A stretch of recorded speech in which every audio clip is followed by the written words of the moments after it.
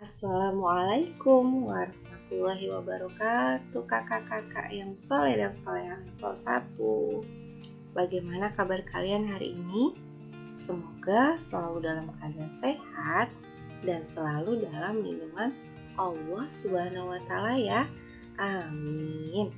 Alhamdulillah, hari ini kita berjumpa lagi dan Ibu Guru akan membawakan materi dari pelajaran PPKN, Pendidikan Pancasila dan Kewarganegaraan.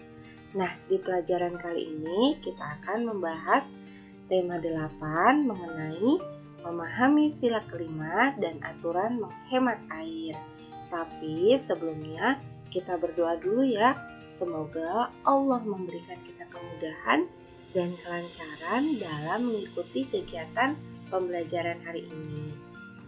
Baiklah, hari ini Ibu Guru akan membawakan materi di tema 8. Tema 8 mengenai peristiwa alam ya, dan materi yang akan kita bahas mengenai sila kelima serta aturan untuk menghemat air.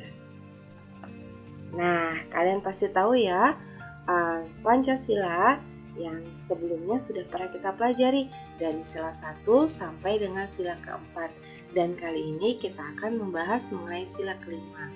Sila kelima memiliki simbol atau lambang yaitu padi dan kapas. Nah, sila kelima itu berbunyi keadilan sosial bagi seluruh rakyat Indonesia. Jangan lupa ya, diingat sila kelima simbolnya adalah padi dan kapas, dan bunyi dari sila kelima yaitu keadilan sosial bagi seluruh rakyat Indonesia. Selanjutnya kita akan bahas mengenai makna dari sila kelima. Makna dari sila kelima yaitu menjelaskan tentang keadilan yang harus didapatkan oleh seluruh masyarakatnya. Keadilan ini berlaku untuk seluruh aspek kehidupan, termasuk juga hak dan kewajiban yang dimiliki masing-masing individu. Selanjutnya kita akan membahas mengenai tugas kita hari ini. Jadi kalian nanti di buku tema 8 bisa membuka halaman 10 ya. Di halaman 10 ada tugas mengenai lambang dari sila-sila Pancasila. Nah, kita akan diskusi dulu ya sebelumnya. Setelah kita mengamati dan kita diskusikan bersama, kita harus mengisi tabel yang ada di bawah dengan menuliskan nama lambang dari sila-sila Pancasila. Sila pertama lambangnya bintang, dan sila kedua lambangnya adalah, benar sekali, rantai. Lanjut, untuk sila ketiga lambangnya adalah pohon beringin. Sila keempat dilambangkan oleh kepala banteng. Dan yang tadi kita sudah bahas mengenai sila kelima, yakni dilambangkan oleh padi dan kapas. Selanjutnya halaman 27 dan 28 ya, dan kita akan berdiskusi bersama. Mengukur harus dengan benar. Menuliskan hasil ukuran harus dilakukan dengan benar. Dalam bersikap sehari-hari pun kita harus benar, bersikap adil kepada teman-teman, selalu berbuat baik kepada sesama. Sikap ini sesuai dengan sila kelima Pancasila. Kapas melambangkan kelembutan dan kebaikan. Warna putihnya melambangkan kebenaran.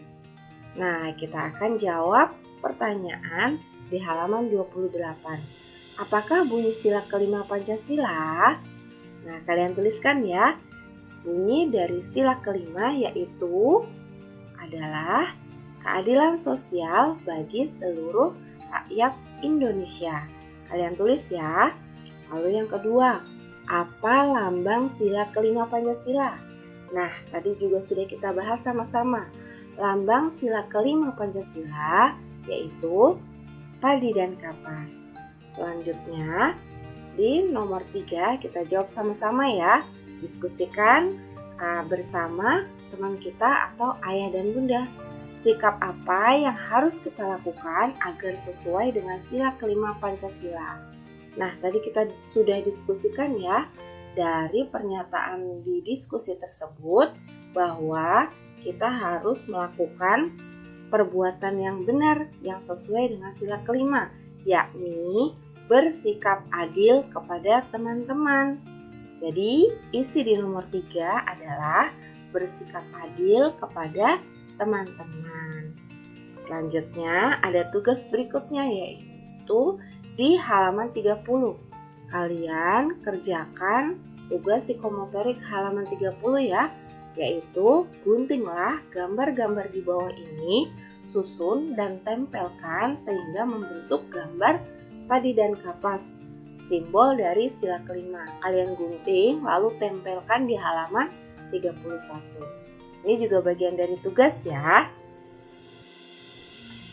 Baik kakak, kita akan lanjut ke materi berikutnya mengenai aturan menghemat air.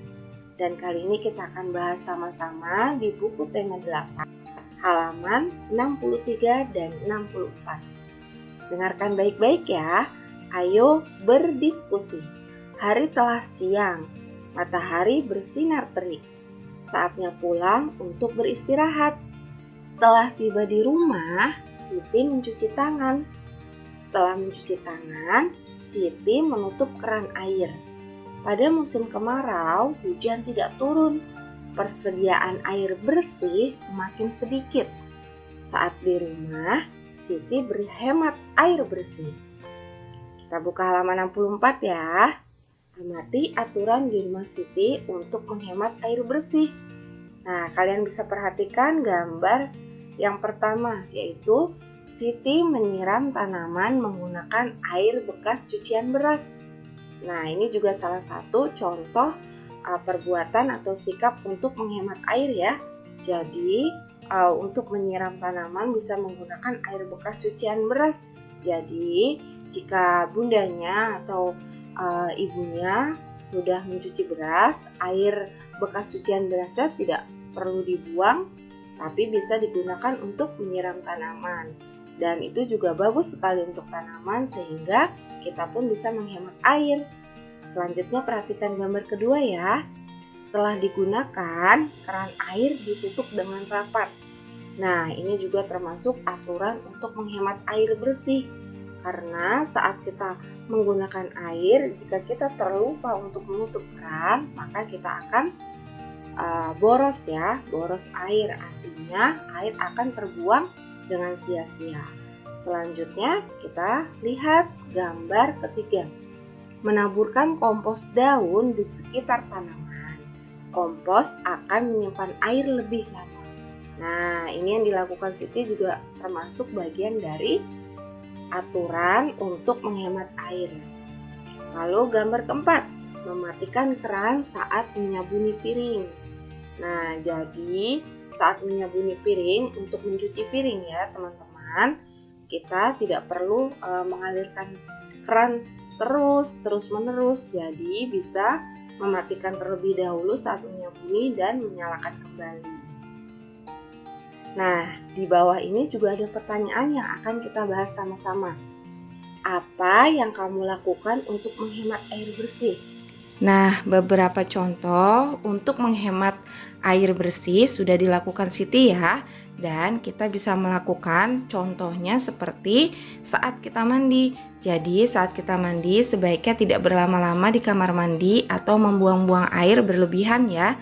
Sehingga persediaan air bersih masih banyak. Lakukan kegiatan di rumah untuk menghemat air. Jadi jangan lupa untuk teman-teman selalu menghemat air ya. Alhamdulillah, materi dan tugas kali ini sudah kita bahas sama-sama ya. Dan jangan lupa untuk mengerjakan tugas lalu mengumpulkan kepada ibu guru. Ibu guru mohon undur diri dan ibu guru ucapkan terima kasih.